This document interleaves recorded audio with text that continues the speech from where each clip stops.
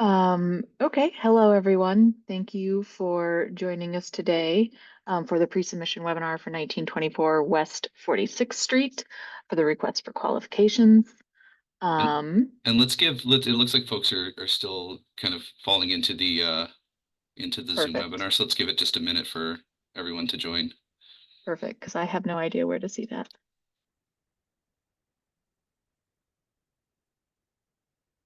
Yeah, thanks everyone for joining. We're just going to give it 1 minute to make sure that everyone who's joining has a chance to, and then we'll get started.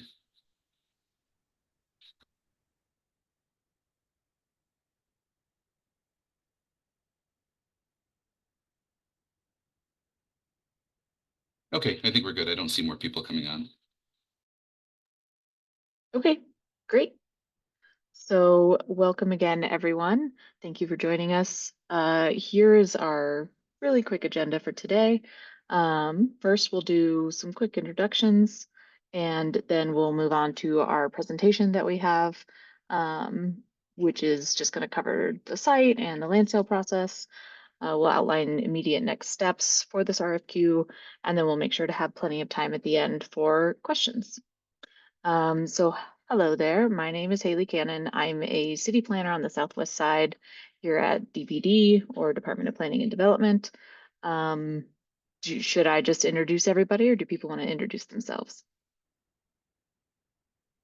I can introduce. Oh, you got it, Cindy? Sure. Cindy Rubik, Deputy Commissioner at Bureau of Planning and Development in the Planning and Development Department. It's a mouthful. Nolan. Yeah, Nolan Zaroff, lead planner for the Southwest region here at the Department of Planning and Development. I'll be working with Haley on this as well. Jeff? Hi, everyone. Jeff Cohen, Deputy Commissioner for the Bureau of Economic Development in the Department of Planning and Development, and we manage city incentives like the grant and property tax incentive process. Well, Chris? Good afternoon, Chris Jang with Department of Planning and Development, Bureau of Planning and Design. Be working with Nolan and Haley. And last but not least, Kevin? Hi, this is Kevin McGinnis. I am a city planner with the Department of Transportation, working in the project development division. Great. Okay, we'll move on to the next one. So I'll go over a few slides reviewing some key points about the site and the community it sits in first.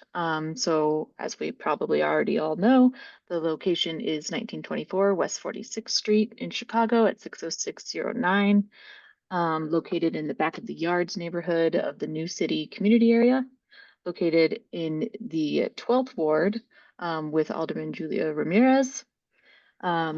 It's near the back of the Yards High School, the back of the Yards Library, Davis Square Park, and the Stockyards Industrial Corridor. It's allowed and encourage uses for the current zoning of C3-2 are business support services, restaurants, retail, grocery, offices, sports and recreation facilities, light manufacturing, and smaller scale warehousing. The New City community area has a total population of 40,971 people, majority of which are Hispanic or Latino, followed by about 20% Black residents and a small percentage of white and Asian community members as well. The job sector in this community is predominantly made up of industrial jobs, with the top employers in that sector coming from manufacturing, wholesale trade, and retail trade. Even with a slight decline in recent decades, the Stockyard Industrial Corridor has a similar breakdown, largely industrial sector jobs making up the top employers. So a little bit more about the site context. This screenshot here shows the surrounding zoning, and you can see that the Stockyards Industrial Corridor is adjacent to the site on the north end. Again, the site is currently zoned at C3-2, which is for commercial, manufacturing, and employment district.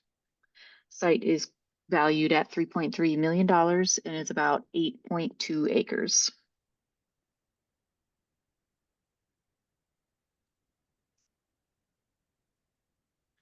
Here are a couple photos from April of this year of the existing conditions at the site. On the left, you can see a photo of the southeast corner at Wolcott and 46th. And on the right is from the southwest corner, looking northeast at Damon and 46th, looking towards downtown. If you squint, I don't know how big your screen is, you can see the Sears Tower in between the branches of the trees there. Pretty sweet spot. And here is a higher up aerial view of the site in its entirety, looking from the southwest corner, looking again towards downtown. So here's a quick outline of the larger process from the RFQ through selecting a final applicant. This is expected to take the next about 9 months or so. April 1st kicked off the step 1 RFQ process, current round of city-owned lots for sale. And the deadline for the RFQ for this site is June 30th to submit applications. The city will then evaluate all the applications submitted and will announce the short list of teams determined to move on to step 2, the request for proposals or RFP sometime in September.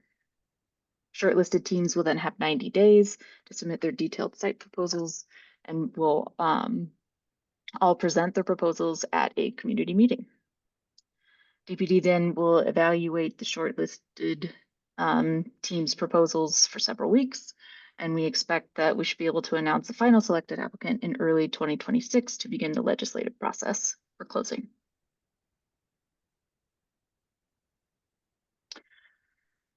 Here's a quick screenshot of how you'll be submitting your application. It's kind of 3 main steps, as you can see from left to right on your screen here. First, you'll start with the Chiblock Builder homepage. Click the Apply Now button in the top that you can see kind of outlined in blue dashed lines. Next, step 2, you'll move on to a page which will show a map, and you'll enter in the location, 1924 West 46th Street, and click on the parcel, as you can see in the middle of this page here. And on the right, you'll see a pop-up detailing some information about the parcel, confirm you're looking at the correct one, and then click on Apply for this lot.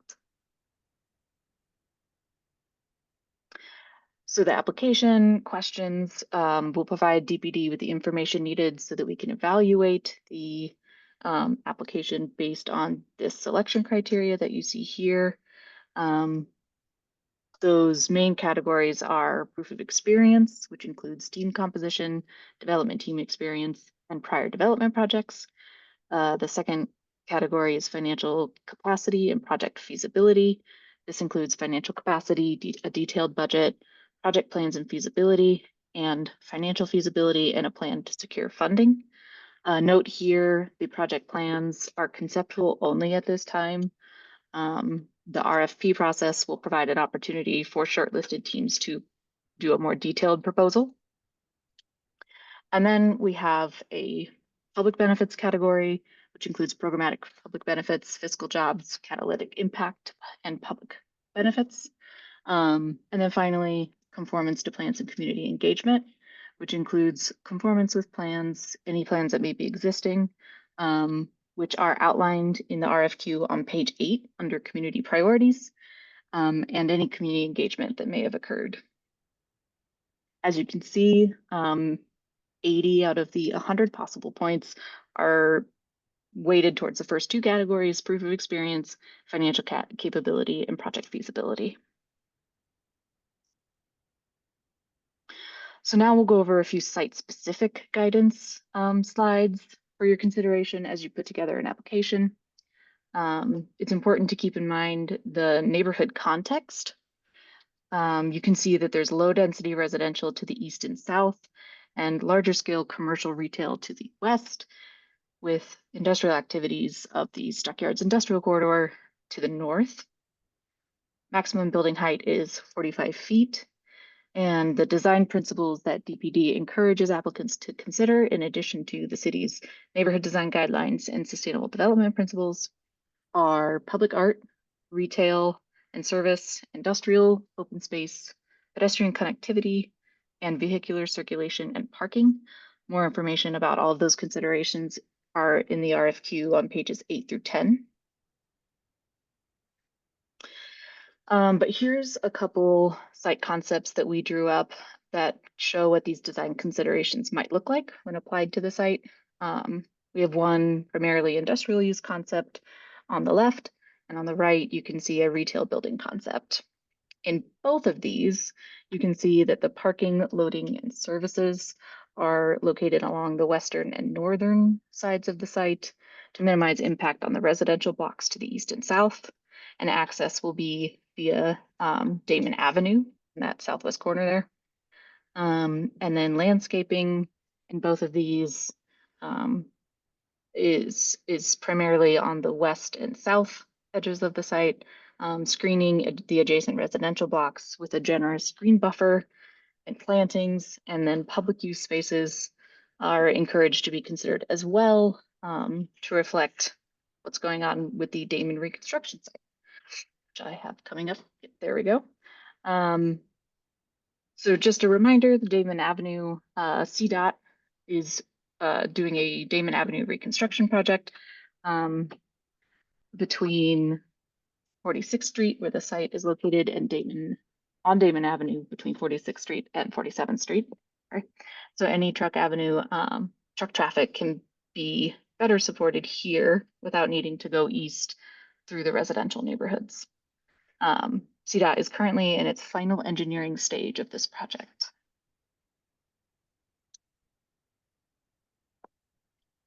So finally, we have a few important next steps, dates to keep in mind for this RFQ process specifically.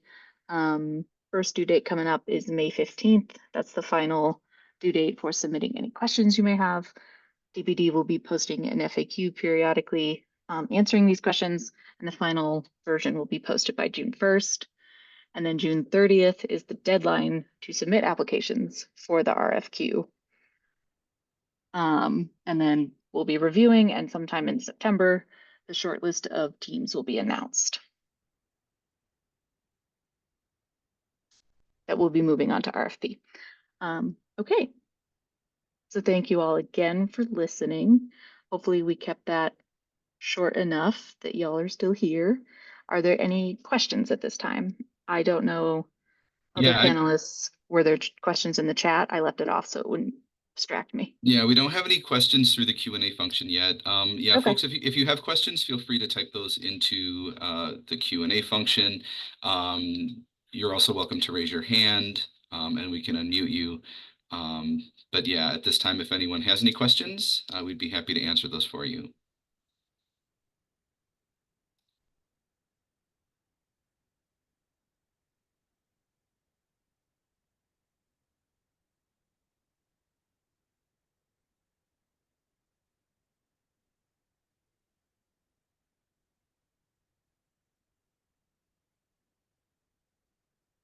Going once, going twice.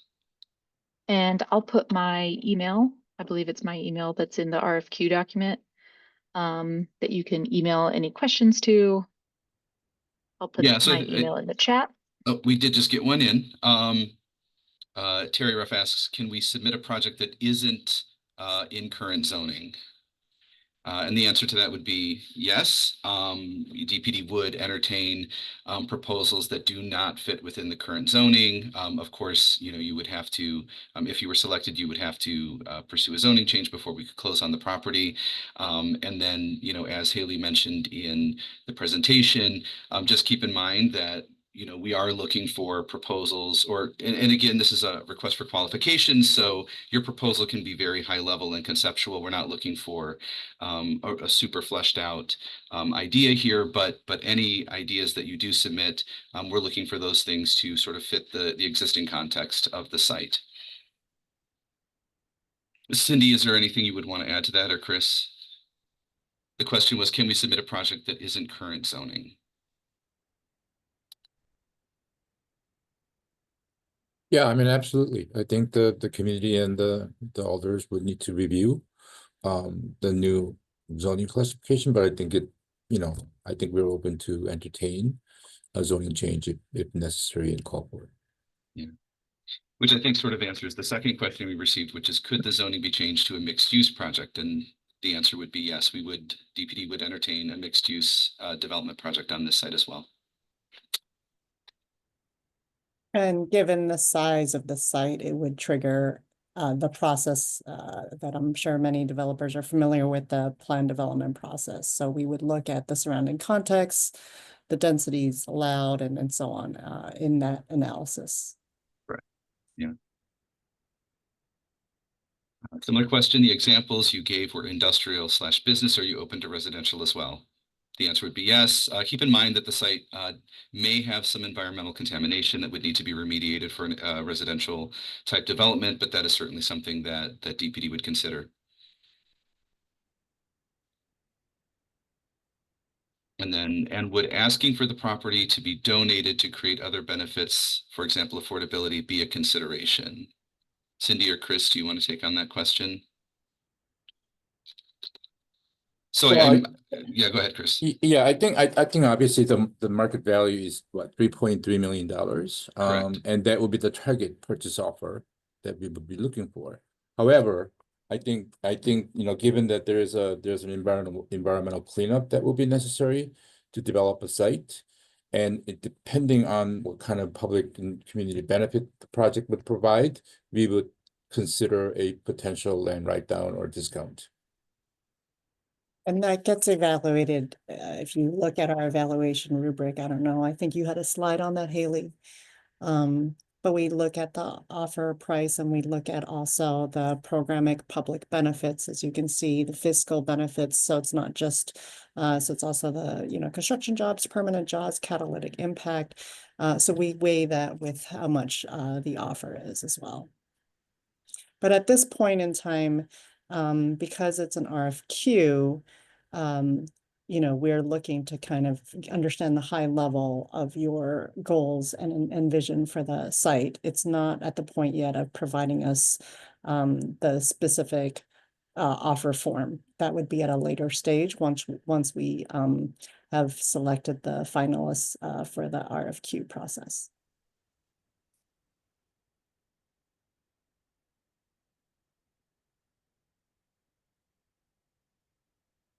Great. Are there other questions? If there are, feel free to type them into the Q&A or raise your hand. There's also a question period that lasts some more time. I think, Haley, you have information on that slide as well. And we'll be posting the FAQ as well. So you have still quite a bit of more time to consider and submit questions. You have a whole nother month. And then we will be posting the final FAQ in June. And we will be sharing this deck online as well.